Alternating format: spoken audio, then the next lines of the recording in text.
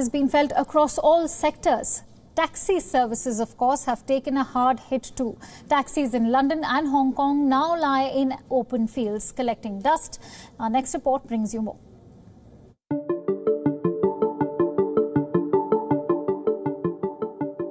Around 150 of London's black taxis lie in fields outside the city, abandoned and collecting dust. A similar scenario can be witnessed in Hong Kong, where hundreds of buses have been off the roads for about 10 months now. COVID-19, the consequent lack of demand, and battered tourism are to blame here. The tourism sector has evidently taken a hit amid the pandemic. The London black taxis, which were once a British symbol of economic activity and tourism, now have nowhere to go. And if that wasn't enough, these taxis have now become the target of thieves who remove catalytic converters and diesel particulate filters. Parts that may take some $160,000 to replace. Drivers would usually rent these black taxis, but now they are out of work. Well, what you can see here behind us is basically storage of, the majority of our fleet of taxis, unfortunately, are not being rented at the moment by licensed drivers because there is no work for them in London. So our fleet at the moment is just sitting here doing nothing, and drivers are sitting at home without any work because of the current pandemic. As per the figures from transport authorities in London, the number of licensed taxis has fallen from more than 19,000 to 15,000.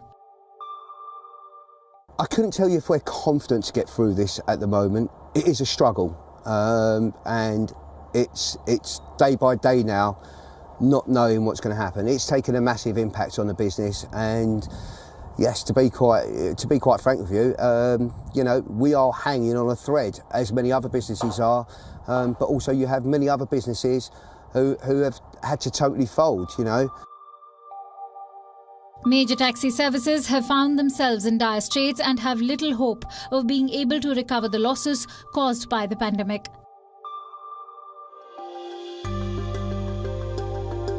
Elsewhere in Hong Kong, hundreds of tour buses have been left off roads as the tourism sector is still reeling from the effects of the pandemic.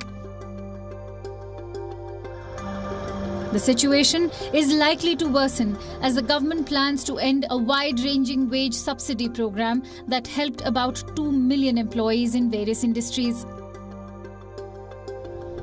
The program was introduced in June, and now the Hong Kong government has ruled out an extension. Visitor arrivals in Hong Kong have been down by 96 to 99%. The tour guides, drivers and others employed in this sector are now struggling to make ends meet. 2020 has been a very sad year for us tour guides because after the border was closed, we had no work to do and had no income. In the old days, we have been through ups and downs, but as long as we were with our clients, we felt very happy and cheerful every day. Now suddenly there is no work and no tourists and we're out of work. I've begun to feel disoriented and depressed. Despite efforts to boost domestic tourism, this sector continues to suffer. Dozens of travel agencies can no longer afford to pay salaries as the festive season approaches. Bureau Report, WION World is One. And that's all I have for you in this edition of WION Dispatch. Thank you so much for watching. News and updates continue on World is One.